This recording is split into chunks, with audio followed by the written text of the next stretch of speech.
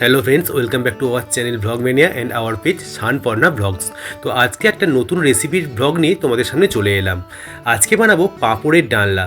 তো এটা অনেকেই তোমরা খেয়ে থাকবে, আবার অনেকের কাছে এটা নতুন। তো দেখো, প্রথমেই আমি পাঁপড়গুলোকে এইভাবে তেলে ভেজে নিলাম।